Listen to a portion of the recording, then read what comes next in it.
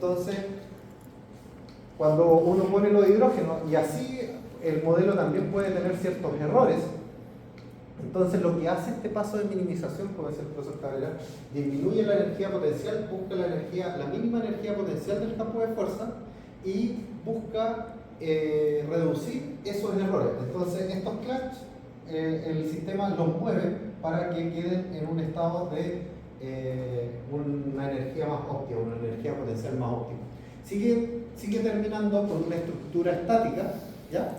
Pero con una leve mejora en la geometría, o se espera que tenga una mejora en la geometría del modelo, ¿ya? Como para partir con algo que no tenga muchos errores, porque si hay algo que tiene muchos errores y tiene un clutch, después cuando yo le doy energía a eso puede hacer un movimiento muy brusco para tratar de compensar la energía, ¿ya? Con la energía potencial.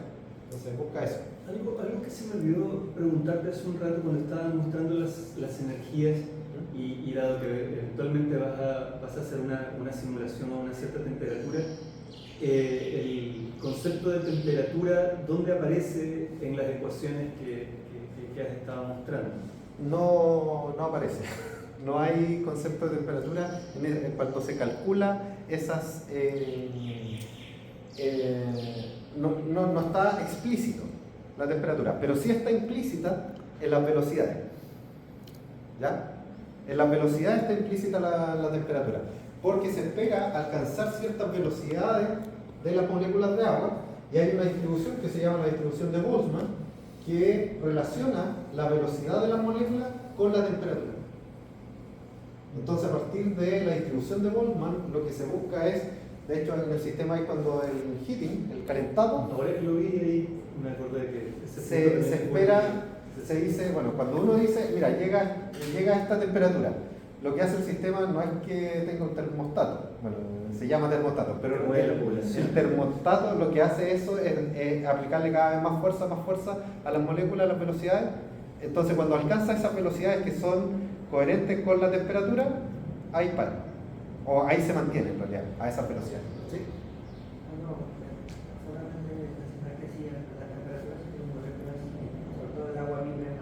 Sí. Claro, eso, vibran más, la energía va a ser distinta, las velocidades van a ser distintas. Y más por quizás también la actividad propia de la molécula a analizar, ¿no? Si es una enzima que depende de una funcionalidad con la temperatura, entonces... ¿no? Claro, sí, de hecho eso es lo que nosotros analizamos mucho allá en el laboratorio, proteínas psicrófilas, proteínas mesófilas, proteínas termófilas. Entonces, justamente, cómo la temperatura influye en esta dinámica. Sí. Bueno, entonces, la idea es partir de una estructura minimizada con la menor cantidad de errores posible y con una energía potencial mínima, ¿ya? Cosa que no hayan cosas cuando yo empiece a mover los átomos que me desvíen demasiado del sistema o sean muy abruptas en el sistema. Entonces, y aquí se asignan velocidades iniciales y uno puede decirle que parta por velocidades iniciales. Por ejemplo, esas velocidades iniciales se asignan al azar, ¿ya? Y ahí hay un problema de la dinámica molecular, porque claro, tengo un átomo, tengo estas moléculas de agua que yo quiero simular.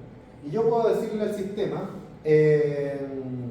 mira, calienta directamente a, no sé, 300 grados Kelvin, que son 37 grados Celsius. ¿Ya?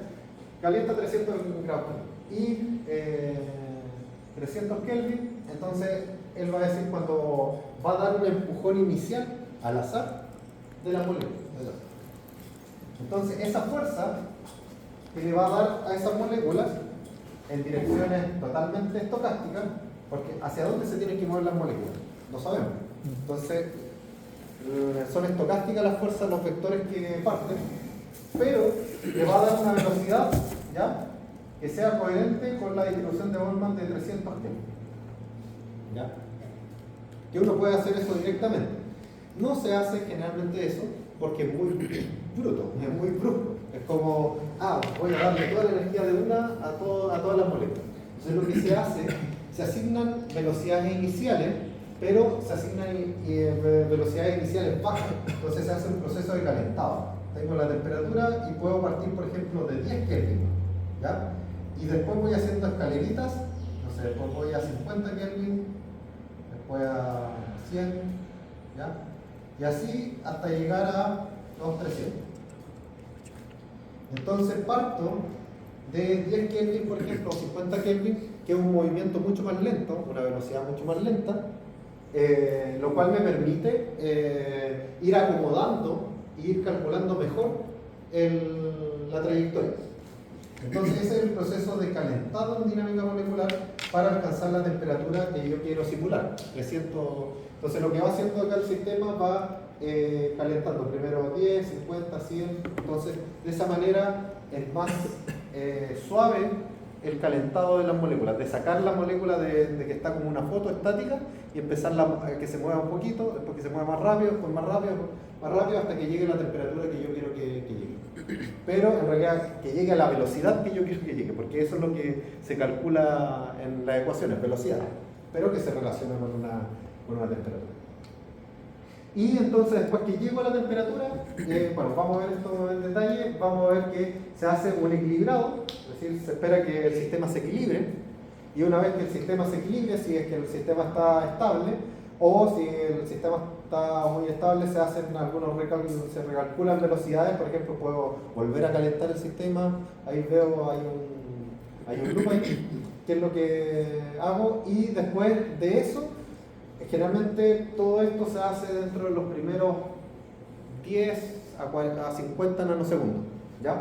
De simulación, y después de esos 50 nanosegundos, cuando yo veo que el sistema es estable, ya hago lo que se llama la producción, es decir, todo el resto de la dinámica la utilizo para analizarlo, ¿ya? Entonces, vamos, la minimización, como estábamos viendo, es, por ejemplo, tengo un modelo o un átomo en una parte de mayor energía, se están tocando dos átomos, entonces lo que hago es, mediante una función de gradiente, los matemáticos le llaman así, una derivada, buscar el mínimo de energía que corresponde al campo de fuerza para toda la estructura, ¿ya? Entonces, pero sigo con una estructura estática, ¿ya? Parto de una estructura estática, minimizo la energía y llego a otra estructura estática, en teoría, con una geometría mejor y menos errores, ¿ya? Eso es la minimización energética del primer paso. El segundo paso es el calentado. Entonces, en el calentado, se fijan, la gente parte a veces de una, bueno, esto es RMC, pero parte de una temperatura que va, algunos empiezan de 0 grados, 10, cada 10 grados, es automático en todo caso, entonces uno escoge cada cuántos grados quiere ir haciendo los pasos y cuánto se quiere demorar en ese incremento. Disculpa, ¿se acuerdan del concepto de RMSD de ayer? Cuando se comparaban dos estructuras mediante ese cálculo de la desviación de las distancias al cuadrado. Aquí este RMSD, fíjense, ¿por qué podría ser aquí un parámetro interesante de tomar en cuenta para ver cómo se está estabilizando el sistema? Aquí el RMSD 0, ¿qué podría significar? Siempre el RMSD es una comparación entre una estructura y otra estructura, ¿cierto? Entonces es la comparación con las coordenadas iniciales. ¿Qué tanto nos estamos desviando de la estructura inicial? Ese es el 0. Y entonces la proteína va cambiando un poco su configuración estructural, y aquí en promedio, yo me imagino, no sé, corrígeme si estoy equivocado, pero en promedio significa que el sistema, una vez que se está equilibrando, en promedio los átomos se han alejado de su posición inicial en 3 Angstrom y han permanecido después estables en promedio a 3 Angstrom de distancia de su configuración inicial. Justamente, es justamente eso.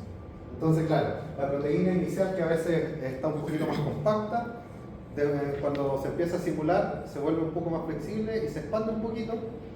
Entonces, claro, llega a un por ejemplo, uno no quiere simular esta parte porque uno dice, esto todavía no está en equilibrio, en realidad no es algo que estamos creando algo en equilibrio, entonces puede ser un artefacto del calentado, claramente, movimientos que están influenciados porque estoy cambiando las velocidades arbitrariamente estoy cambiando las velocidades de los átomos. Pero una vez que alcancé la temperatura y el RMCD, es decir, esa estructura se mantuvo estable respecto a las otras estructuras o comparado a la estructura inicial, entonces digo, esto ya está equilibrado. ¿Ya? Esto ya llegó a un equilibrio de estructura que está muestreando. Y entonces, después del equilibrado, se hacen las producciones. ¿Ya? La fase de producción. Entonces, después del equilibrado se corta, se bota, eso no se considera, y lo anterior, y solamente se analiza, por ejemplo, los frames o los snapshots o fotografías que vienen de las otras simulaciones o de la producción posterior al equilibrado. Y aquí es bien importante dejar esto porque se hacen réplicas. ¿Ya? Es decir, idealmente en simulación molecular uno no hace solo una trayectoria y uno dice, esta trayectoria es la única y la verdadera. Porque las velocidades y la dirección, cuando yo partí el movimiento, fue estocástico, fue al azar. Entonces yo no sé si esta trayectoria agarró un camino que simplemente por azar fue porque le puse un movimiento a un átomo, o el sistema le puso un movimiento a un átomo en que lo llevó a cierto movimiento y a cierto cambio conformacional. Entonces yo no quiero o ver una particularidad dentro de la simulación, sino quiero ver cosas que se repitan en la simulación muchas veces.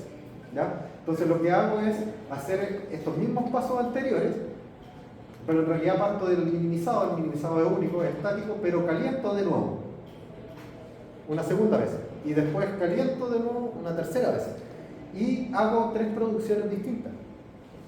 Y si esas 3 producciones distintas me muestran lo mismo, quiere decir que ese calentado inicial no influyó en esa trayectoria, porque yo lo hice 3 veces distintas, y las 3 veces distintas, estos como son estocásticos los movimientos iniciales, entonces claro, lo hice con 3 movimientos totalmente distintos y llego al mismo resultado. Entonces eso no está afectando el resultado, el movimiento inicial. ¿Ya? Eso es relevante porque hay mucha gente que hace una sola, no mucha gente, pero me he topado con gente que, claro, que está comenzando en dinámica molecular, hace una sola trayectoria y uno le dice, oye, ¿qué pasa con el calentado inicial? No, pero es que, y bueno, y se escudan en que no, es que no tengo tanto tiempo para calcular. Bueno, sí, hay una limitación de tiempo. Bueno, o calculan menos tiempo, pero tienes que resolver si es que esto está secado o no está secado. Porque muchas veces pasa en que una de estas trayectorias llega a otra parte totalmente distinta. Entonces uno dice, esa trayectoria quizás tengo que hacer una cuarta para en realidad analizar 3 trayectorias distintas. Y eso sí es analizable. O sea, es una réplica y la otra probablemente sea una particularidad. ¿Ya? Entonces, eso es lo importante que...